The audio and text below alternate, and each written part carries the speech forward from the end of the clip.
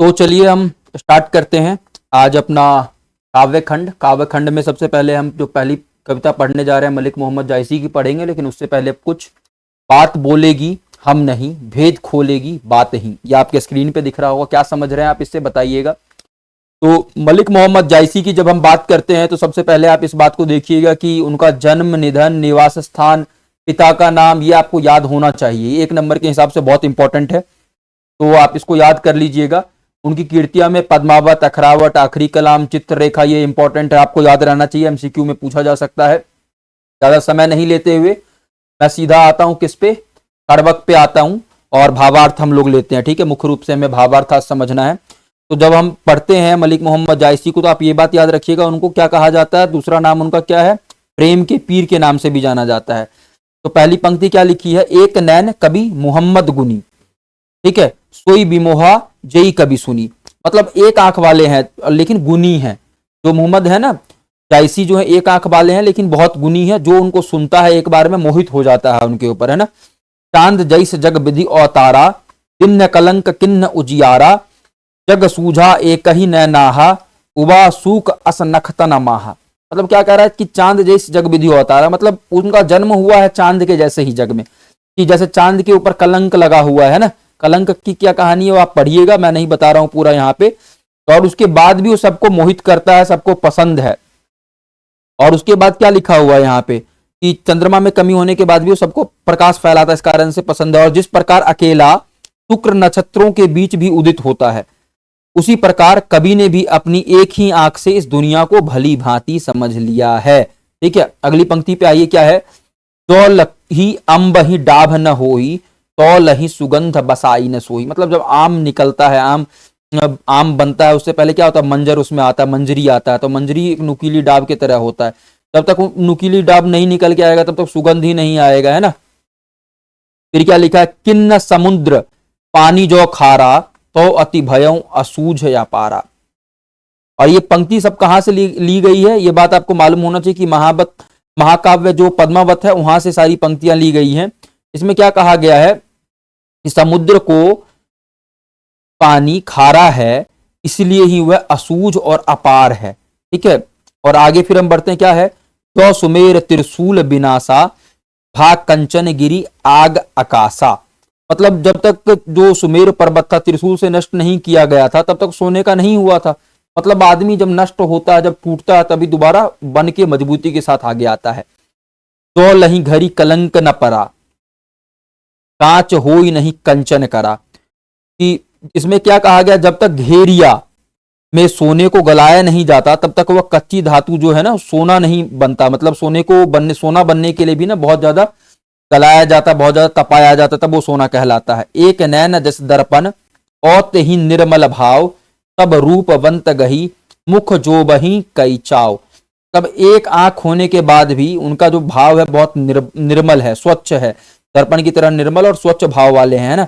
इसी गुण की वजह से बड़े बड़े रूपवान लोग भी उनके चरण पकड़ रखते हैं कुछ पाने की इच्छा से। ठीक है, उनकी मुख की तरफ ताका करते हैं, उनसे कुछ उम्मीद रखते हैं।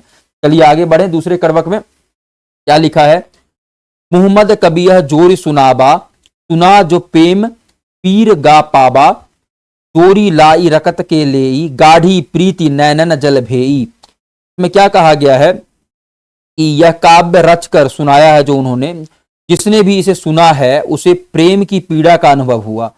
मैंने इस काव्य को रक्त की लेई लगाकर जोड़ा है तथा गाढ़ी प्रीति को आंसुओं के जल में भिगोया है। मतलब बहुत मेहनत से उन्होंने इस कविता की रचना की है। जिसने भी इस कविता को सुना उसने इस पीड़ा को महसूस किया और समझा है। ठीक है, फिर क्या लिखा है, ओ मन जानी कबित अस किन्हा, मक यह रहे जगत मह चिन्हा, कहाँ सो रतन सेन अस राजा, कहाँ सुआ असि बुधि उपराजा, कहाँ अला उद्दीन सुल्तानू, कहाँ राघव जय किन्न बखानू, कह स्वरूप पदमावती रानी, कोई न रहा जग रही कहानी। क्या कहा गया है इसमें, समझिएगा ध्यान से। मेरे ना रहने के बाद इस संसार में मेरी आखिरी निशानी यही हो। मतलब जो उनकी कविता है वो आखिरी निशानी के तौर पे रहे। तो पूछते हैं कि अब न वो रतन सेन बताते हैं, मतलब कि न रतन सेन है और न वो रूपवती पद्मावती रानी है। ना बुद्धिमान सुआ मतलब सुगा था, तोता था, ना तो वो है, ना राघव चेतन है, ना अलाउद्दीन है, कोई भी नहीं बचा। आज इनमें से कोई भी नहीं, लेकिन यश के रूप में इनकी कहानी रह गई है। मतलब ये सब कुछ नहीं रहे, लेकिन बस यश शेष रह जाता है। आदमी तो एक ना एक दिन समाप्त होता ही है, बस उसके कर्तव्य, जो उसने कार्य किए हैं, जो उसने चीजों को किया, वो सारी चीजें रह जाती है। फिर क्या लिखा है, हानि सोई जैसे कीरति जासू, फूल मरे पे मरे ना बासु। समझिएगा, धनी कौन है? धनी वही है जिसकी कीर्ति है। जैसे फूल मर जाता है पर उसका बास रह जाता है ना, उसी प्रकार से क्या है कि प्रतिष्ठा इस संसार में रह जाती है, इंसान की कीर्ति रह जाती है, भले इंसान का ये देश पुष्प की तरह मुरझाने के बाद भी समाप्त हो जाए। फिर क्या लिखा है, कोई न जगत जस बेचा, कोई न लिन्ह जस मोल, जो यह पढ़े कहानी हम सवरे दुई बोल। मतलब कह रहे हैं कि जो यश है उसको ना बेचा जा सकता है, ना खरीदा जा सकता है। वो खरीदने बेचने की चीज है ही नहीं, वो अर्जित की जाती है। कभी क्या कह रहे हैं कि जो भी मेरे कलेजे के खून से रचित इस कहानी को पढ़ेगा, हमें 2 शब्द में याद रखेगा, बस इतना हमारे लिए काफी है। तो यहाँ पे काव्य जो है, कविता समाप्त हो जाता है। कड़वक आप लोग समझ चुके हैं। आपके लिए एक छोटा सा टास्क है कि कड़वक क्या होता है, आप लोग ये पढ़िएगा, ठीक है ना। और मलिक मोहम्मद जायसी के बारे में थोड़ा सा उनका जीवन पढ़ लीजिएगा। प्रश्न अभ्यास हम लोग अगले वीडियो में करेंगे कि क्या क्या प्रश्न इसमें पूछा गया। उससे ज्यादा जरूरी चीज है, लास्ट में आ जाइए। लास्ट में क्या है, शब्द निधि, मतलब जो कठिन शब्द लगते हैं उसका अर्थ बताया गया, तो ये जरूर देख लीजिए, इंपॉर्टेंट है। गुनी मतलब तो सब लोग जानते हैं, जो गुणशाली हो, गुनी हो। कोई मतलब वही, ये अवधी भाषा में रचना की गई है इस कविता की। जेई मतलब जिसने, जैस जैसा, जग संसार, विधि ईश्वर या विधाता, अवतारा अवतार मतलब जन्म दिया जिसने, है ना। चिन्ह दिया, सूझा देखा, उबा उदित, सुख मतलब शुक्र ग्रह नामक एक तारा है ना, वो आप जानते होंगे।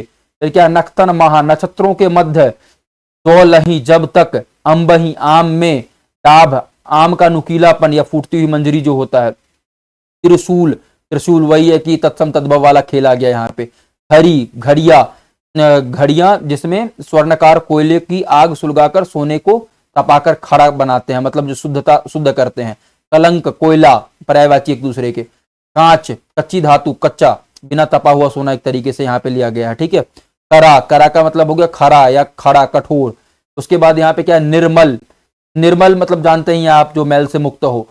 प्रेम, प्रेम वही तत्सम तद्भव वाला भाव आ गया। देशज एक शब्द एक तरीके से यूज किया जा रहा है। पीर मतलब पीड़ा, रकत रक्त।